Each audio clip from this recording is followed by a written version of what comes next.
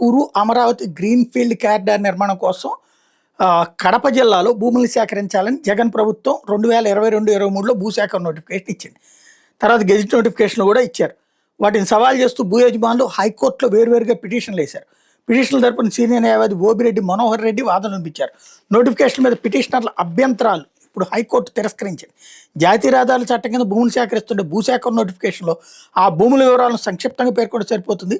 భూముల యజమాని పేర్లను భూసేకరణ నోటిఫికేషన్లో పేర్కొనాల్సిన అవసరం లేదు.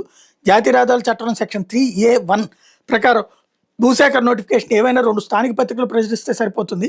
ఆ పత్రికల సర్క్యులేషన్ ఎంత అన్నది అవసరం లేదు. సాంకేతిక నిపుణుల ద్వారా రూపొందించిన జాతీయ ప్రాజెక్టుల విషయంలో న్యాయ సమీక్షా పరిధి చాలా పరిమితంగా ఉంటుంది. పెద్ద ప్రాజెక్టులకు భూములు ఇచ్చేందుకు మెజార్టీ యజమానులు అంగీకరించినప్పుడు కొద్దిమంది అభ్యంతరాల ఆధారంగా ఆ ప్రాజెక్టు నిలిపేయడం సాధ్యం కాదు. పైగా చట్ట ప్రకారం పిటిషనర్లు 21 రోజులు అభ్యంతరం తెలపాల్సి ఉంది. ఆ గడువులో అభ్యంతరాలు చెప్పలేదు.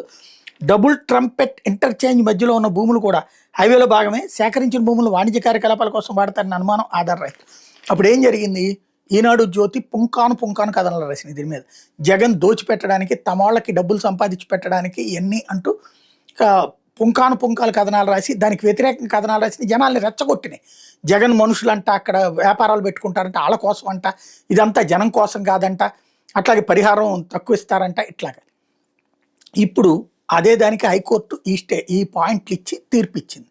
ఇప్పుడు ఇది చంద్రబాబు గారి క్రెడిట్లో ఇవ్వాలి, ప్లస్ భూ యజమానులు తప్పు అనాలి. అప్పుడు భూ యజమానుల తరపున వీళ్ళు వకాలు తప్పుచుకున్నారు. అది డిఫరెన్స్ ఇక్కడ.